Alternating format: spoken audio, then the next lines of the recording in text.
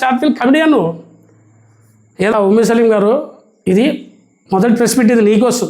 మా సాయి ప్రసాద్ రెడ్డి గారిని రకరకాలుగా మీరు విమర్శించినా కూడా మేము చూసుకోకుండా ఈ కూటమి ప్రభుత్వం వచ్చిన తర్వాత మొట్టమొదటిసారిగా ప్రెస్ మీట్ మీద వచ్చినావు. రేపు నువ్వు ఎలా సంపాదించినావు, ఐస్ క్రీమ్ అమ్మే వ్యక్తి నుంచి ఈరోజు సాయి ప్రసాద్ రెడ్డి గారి ఇంటికి వేల కోట్ల ఆస్తులు ఎట్లా సంపాదించినావో రేపు రెండో ప్రెస్ మీట్లో నీ చిట్ట ఉప్పకపోతే నా పేరు గోవిందరాలు కాదు, ఖబర్దార్ జాగ్రత్త. ఫస్ట్గా ఇదే లాస్ట్ అండ్ వార్నింగ్. రేపు నారా లోకేష్ గారిని పిలిపించి జిల్లా కోసం ఉంటే వాళ్ళు 250 రోజులు దీక్ష చేస్తున్నారు, జిల్లా ఇప్పిస్తామని కోరుకోండి. జిల్లా ఇప్పించిన తర్వాత మాట్లాడు. ఇట్లే మాట్లాడితే రెండో ఎపిసోడ్లో నీ చీకటి బతుకు ఏముందో నీ చిట్టా మొత్తం ఉప్పుతామని నేను ప్రశ్నిస్తున్నాను. ఇది వార్నింగ్ అనుకో, లేదా మంచితనంగా అనుకో. ఇంకోటి, అందరికీ నమస్కారం. ఇక్కడికి వచ్చిన మీడియా మిత్రులకు, వైఎస్ఆర్సీపీ నాయకులకు, కార్యకర్తలకు ఈ ప్రెస్ మీట్ పెట్టడం కారణం ఏమంటే, గత 2 సంవత్సరాల నుంచి మేము ప్రెస్ మీట్ ముందుకు రావడం లేదు. ఎందుకోసం రావడం అంటే, విజయమైన తర్వాత ఎవరికైనా ఉంటే వాళ్ళకి ఛాన్స్ ఇవ్వాలి కాబట్టి ఒక 2 సంవత్సరాలుగా మేము కూడా చూస్తూ ఊకే ఉన్నాం. ప్రతి పనికి రాకున్న వ్యక్తులు వచ్చి కూడా ప్రెస్ మీట్ మీద కూర్చొని ఉందాతనంతో మాట్లాడుకున్నట్లు నోటికి ఎంత వస్తే అంత మాట మాట్లాడుతున్నారు. దయచేసి ఉన్నారు పెద్దలు, ప్రతి మాట పరిగణనలు తీసుకుంటారు. ఏ విషయం, ఏ నాయకుడైనా కూడా ఫస్ట్ ఎదిగేటప్పుడు ఒదిగి ఉండాలని పెద్దలు చెప్పినారు. ఆ ఒదవలేక, ఓర్చలేక నీకు ఏదైనా మాట్లాడాలంటే కూడా వాళ్ళకి ఏం మాట్లాడాలో కూడా అర్థం కావడం లేదు. ఈ 2 సంవత్సరాల్లో చూస్తున్నాం, ఎన్నో ఇబ్బందులు ఉన్నాయి. జిల్లా కోసం వచ్చి 240 రోజులు 50 రోజులు కూర్చున్నారు. వాళ్ళ దగ్గర పోయి మాట్లాడే శక్తి లేదు. 2 మండలాలు ఇస్తారని చెప్పి డివైడ్ అయిన తర్వాత ఆదోని సపరేట్ మండలాలు ఇస్తారు, దాని విషయం కూడా మాట్లాడలేదు. ఈ మధ్యలో వీళ్ళు వచ్చేసి ఏం చేస్తున్నారంటే, వీళ్ళు ఎప్పుడు వస్తారంటే మన జిల్లాకి సీఎం గారు వచ్చినప్పుడు కానీ నాయకులు వచ్చినప్పుడు కూడా వీళ్ళకి విలువలు లేవు.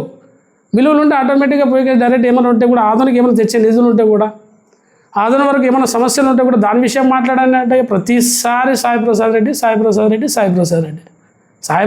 గురించి పక్కన పెట్టండి. సాయి ప్రసాద్ రెడ్డి ఓడిపోయి 2 సంవత్సరాలు అయింది. ఆయన జనాల్లో తెలుసు, సాయి ప్రసాద్ రెడ్డికి ఉండే విలువ తెలుసు, సాయి ప్రసాద్ నాయకత్వం తెలుసు. ఆయన నాయకత్వం తెలియలేకున్నట్లయినా 3 సార్లు ఎమ్మెల్యే చేస్తారా? ఆయన నాయకత్వం తెలియకుండా 3 సార్లు ప్రతిపక్షంలో ఉన్నాడా? ఆయన పారిపోలేదు, ఇక్కడే ఉన్నాడు. 2 సంవత్సరాలు పార్టీ అయిపోయిన తర్వాత కూడా ఇదే ఆదోని గడ్డ మీద మీరు 3 పార్టీలు కలిసి ఆయన పైన ఏకదాటిగా చేస్తే కూడా ఆయన ఏ రోజు వనకలేదు, బెనకలేదు. ఏందాయను మా ప్రతిసారి మాట్లాడేది ఉమ్మి సలీం వస్తాడు, పేటీఎం బ్యాచ్ నువ్వయ్యా, నీకేమన్నా అందలేకుంటుంది, పాసులు అందలేకుంటాయి. మొన్న హాస్పిటల్కి వచ్చినప్పుడు సీఎం సభలో ఎక్కడ కనిపించలేదు నువ్వు.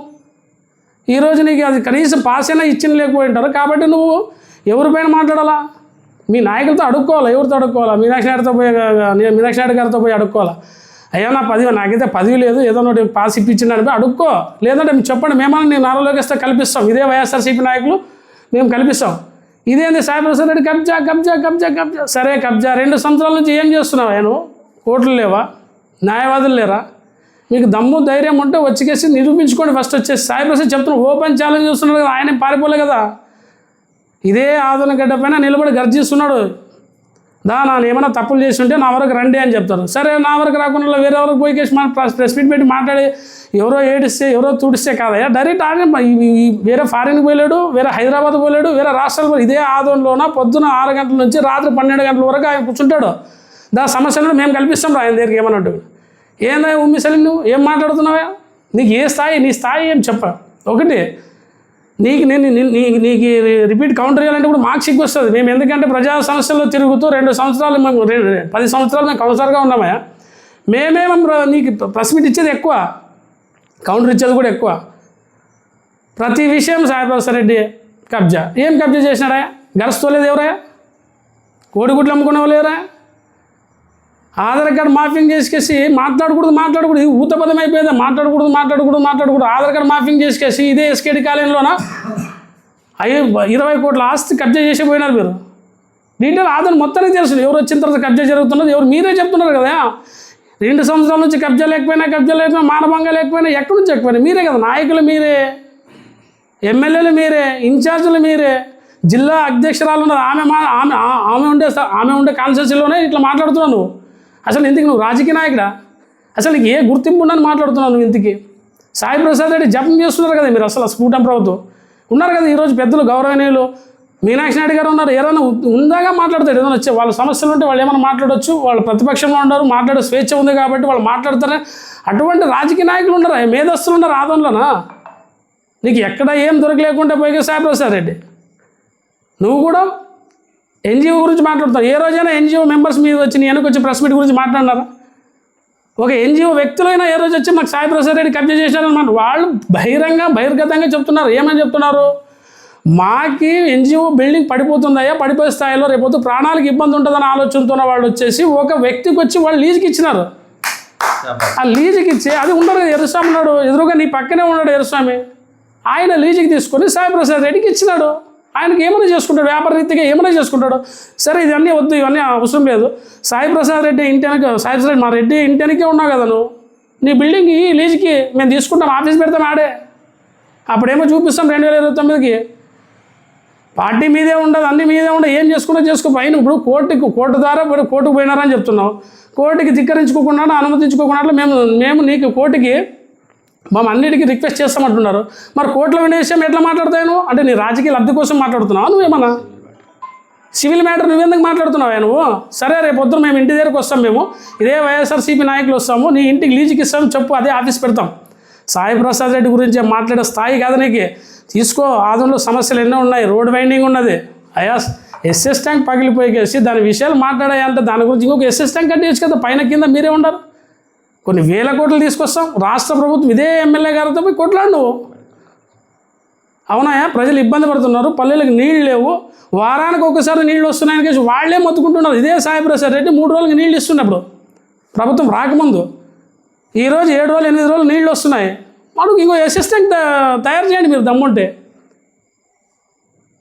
హజరాబీ అనే వ్యక్తిని తీసుకుని ఇదే రాజకీయ లబ్ధి కోసము అదే ఇది గుణగంలో పోయి ఎన్నో విచిత్రాలు వేషాలు చేస్తున్నావు. నీకు షార్ట్ ఫిల్మ్ హీరో అని పెట్టాలా? షార్ట్ ఫిల్మ్ హీరో కాదు, షార్ట్ ఫిల్మ్ కమెడియన్ నువ్వు. ఏదో ఛత్రపతి సినిమాలో వాడు విలన్ ఉంటాడు, ఎట్లా వచ్చి చేసుక వీడి హీరో కాదురా విలన్ అని ఎట్లా చెప్తారో అట్లా చెప్పాలి నీకు. సరే సాయిప్రసాద్ రెడ్డి కొడుకు ఇట్లు చేసినాడు, సాయిప్రసాద్ రెడ్డి కొడుకు ఇట్లు చేసినాడు, వాళ్ళ అప్ప ఇట్లు చేసినాడు. ఏందా వాళ్ళ స్థాయి మాట్లాడే స్థాయి నీకు? దా నువ్వు నాకు అవసరమైతే నాకు రోజుకి 5 బండ్లు ఉన్న మోటార్ సైకిల్లో దాన్ని క్లీన్ చేసినా నీకు ఉద్యోగం ఇప్పిస్తా. రోజుకి సాయిప్రసాద్ రెడ్డి 5 రూపాయలు భోజనం తీసుకొని చెప్పినావు కదా, ఆ రోజే మాట్లాడాలి ఈ విషయం పైన. రా నా ఇంట్లో బండ్లు ఉన్నాయి, రోజు తుడుచుకుంటూ వచ్చేసి నాదొక పార్క్ ఉంటుంది, దాన్ని క్లీన్ చేసేకి నీకు రోజుకి 500 ఇస్తాం. మాట్లాడేటప్పుడు ఉందాతనంతో మాట్లాడాలి. ఏదైనా మాట్లాడేటప్పుడు మాట్లాడే ప్రతి హక్కు ఉంటుంది ప్రతి మనిషికి. చూసుకోవాలి రేపు వస్తుంది అతని పరిస్థితి ఇటు ఉందయ్యా, ఇది మాట్లాడాయా అని చెప్పు. నీకు దమ్ము ధైర్యం ఉంటే కబ్జా 2 సంవత్సరాలు అయిందయ్యా. 2 సంవత్సరాల్లో మీరు ఏం చేసలేకపోతున్నారు. అదే మా నాయకుడు ఇదే 2 సంవత్సరాల్లో కరోనా వస్తే ప్రతి ఇంటికి వాలంటీర్ వ్యవస్థ పెట్టేసి చిన్న ట్యాబ్లెట్లతో నుంచి షుగర్ ట్యాబ్లెట్లతో నుంచి బీపీ ట్యాబ్లెట్ల నుంచి ప్రతి వ్యక్తి ఇంటికి అందించినాడు. అది తెలుసుకో ఫస్ట్. నాడు నేడు కింద స్కూల్ ఎట్లా మరి కనీసం నీ రాష్ట్ర ప్రభుత్వం నుంచి ఒక బాత్రూమ్ కట్టించినారా? ఇప్పుడు 2 సంవత్సరాలు అయింది ఒక బాత్రూము. నాడు నేడు కింద పో. 1983లో ఎన్టీ రామారావు సీఎం అయిన తర్వాత ఈ స్కూల్ విద్యా వైద్యం గురించి కూడుగుడ్డు నుంచి ఆయన అట్లాంటి మహనీయులు ఉన్నారు. అటువంటి పార్టీలో ఉండి ఆయన పరువు తీస్తున్నారు. రా 2 సంవత్సరాలు నాడు నేడు కింద ఎట్లుంది, ఈరోజు పోదాం రా. క్లాస్ రూమ్లు ఎట్లున్నాయి ఏం కదా అని. ఇప్పుడు మీరు కూటమి ప్రభుత్వం వచ్చిన తర్వాత ఒక బాత్రూమ్ కట్టలేదు. ఏం మాట్లాడుతున్నాయమ్మా నువ్వు? మున్సిపాలిటీలో నిధులు లేవయా? తెలుసుకొని మాట్లాడండి. రేపు నారా లోకేష్ గారి దగ్గర పోయి ఏదో విన్నపత్రం ఇచ్చేసి మా ఆదానికి ఇది జరగాలి, ఇది ప్రతి విషయంలో రోడ్ వైండింగ్ ఉంది, జనాలు అవస్థలంగా చచ్చిపోతున్నారు, వాటి గురించి మాట్లాడండి. సాయిప్రసాద్ రెడ్డి గురించి మాట్లాడు. జిల్లా అధ్యక్షురాలు ఉన్నారు, మీనాక్షి నాయుడు గారు ఉన్నారు, ఎమ్మెల్యే గారు ఉన్నారు, వీళ్ళు మాట్లాడతారు. నువ్వు మాట్లాడే హక్కు ఉంటే ఒక విధానంగా మాట్లాడు. మేము కూడా 2 సంవత్సరాలు మేము ఎవరు టచ్ లేదు. ఇక ముందు ఏమైనా మాట్లాడితే ఖబర్దార్, హుషారుండు. ఉమ్మే సలేం ఐస్ క్రీమ్ అమ్మే స్థాయి నుంచి ఈరోజు బిల్డింగ్ ఒక ఎమ్మెల్యే ఇంటి వెనక నువ్వు 1000 కోట్ల ఆస్తితో బిల్డింగ్ కట్టినట్టు ఎక్కడి నుంచి సంపాదించినావు నువ్వు? తెలుసుకొని మాట్లాడు. మేము కూడా ఆవేశంతో మాట్లాడవచ్చు. ఎందుకంటే 2 సంవత్సరాలతో ఓపికతో మాకు ఒక మార్గం ఉంది, దిశానిర్దేశం ఉంది. మేము కూడా ఒక కౌన్సిలర్ రూపంలో 10 సంవత్సరాలుగా జనాలకు సాయం చేసినాం. జనాలు మెప్పు పొంది వాళ్ళు ఓట్లు రిక్వెస్ట్ వేసుకొని కాసి ఈరోజు జనాల్లో తిరుగుతున్నాం. ఈరోజు నీకు ఏది ఉందా, ఏ వార్డు ఉందా నీకు? సరే ఇదే మీనాక్షి నాయుడు గారు సపోర్ట్ లేకున్నట్లు ఈరోజు రేపు స్థానిక ఎన్నికలకు రండి, తెలిసిపోతుంది ఆల్రెడీ మీ వ్యవస్థ ఏమో ఏం కదో. ప్రతి ఒక్కడు వచ్చేది ప్రెస్ మీట్ పెట్టి దాని గురించి కాదు, ఒక ఉందాతనంతో మాట్లాడు. సాయిప్రసాద్ రెడ్డి గురించి మాట్లాడేటప్పుడు 10 రకాలు ఆలోచించాలి. ఆయన పదవి పోయిన తర్వాత ప్రతి మనిషి ఏదైనా ఒక ఫోన్లో పలానా వ్యక్తి చనిపోయినారంటే ఇంటికి వచ్చి డబ్బులు ఇచ్చిపోతాడయ్యా. మీరు ఏదో ₹1 ఈ కూటమి ప్రభుత్వం ₹1 దాని నుంచి నువ్వు ఇచ్చినావా? ఎవరైనా చనిపోయినారని ఇచ్చినావా? ప్రతిదీ మోసం. అంగన్వాడీలకు మోసం చేసాం. ప్రతి మీటింగ్ టెంట్లో పోయేది అంగన్వాడీ మైక్ పట్టుకొని మాట్లాడేది. జిల్లా సాధన కోసం 142 152 రోజుల గురించి వాళ్ళు వివరించమని చెప్పమని ఫస్ట్ వాళ్ళు పైకి లేపి జిల్లా గురించి మాట్లాడు. రేపు లోకేష్ బాబు వస్తే 250 రోజులు వాళ్ళు నిర్వహణ దీక్ష చేస్తూ చూస్తే మాకే బాధ అనిపిస్తుంది. మీరు పోయికేసి వాళ్ళకి విమర్శించి నారా లోకేష్ అది టెంట్ దగ్గర పిలుచుకొని వచ్చేసి జిల్లా ఇస్తామని మాట్లాడండి. అప్పుడు మీరు దమ్మున్న నాయకులు అవుతారు. అప్పుడు సాయి ప్రసాద్ గురించి మాట్లాడండి. ఇట్లో వైఎస్ఆర్సీపీ నాయకులు 23వ వార్డు ఇన్ఛార్జ్ అయ్యా ఉమ్మి సలీం గారు, ఇది మొదటి ప్రెస్ మీట్. ఇది నీకోసం మా సాయి ప్రసాద్ రెడ్డి గారిని రకరకాలుగా మీరు విమర్శించినా కూడా మేము చూసుకోకుండా ఈ కూటమి ప్రభుత్వం వచ్చిన తర్వాత మొట్టమొదటిసారిగా ప్రెస్ మీట్ మీద వచ్చినావు. రేపు నువ్వు ఎలా సంపాదించినావు? ఐస్ క్రీమ్ అమ్మే వ్యక్తి నుంచి ఈరోజు సాయి ప్రసాద్ రెడ్డి గారి ఇంటికి వేల కోట్ల ఆస్తులు ఎట్లా సంపాదించినావో రేపు రెండో ప్రెస్ మీట్లో నీ చిట్ట ఉప్పకపోతే నా పేరు గోవిందరాలు కాదు. ఖబర్దార్, జాగ్రత్త. ఫస్ట్గా ఇదే లాస్ట్ అండ్ వార్నింగ్. రేపు నారా లోకేష్ గారిని పిలిపించి జిల్లా కోసం ఉంటే వాళ్ళు 250 రోజులు దీక్ష చేస్తున్నారు. జిల్లా ఇప్పిస్తామని కోరుకోండి. జిల్లా ఇప్పించిన తర్వాత మాట్లాడు. ఇట్లే మాట్లాడితే రెండో ఎపిసోడ్లో నీ చీకటి బతుకు ఏముందో నీ చిట్టా మొత్తం ఉప్పుతామని నేను ప్రశ్నిస్తున్నాను. ఇది వార్నింగ్ అనుకో, లేదా మంచితనం అనుకో, ఇంకోటి అనుకో. ఇట్లు టీ గోవిందరాలు 23వ వార్డు ఇన్ఛార్జ్.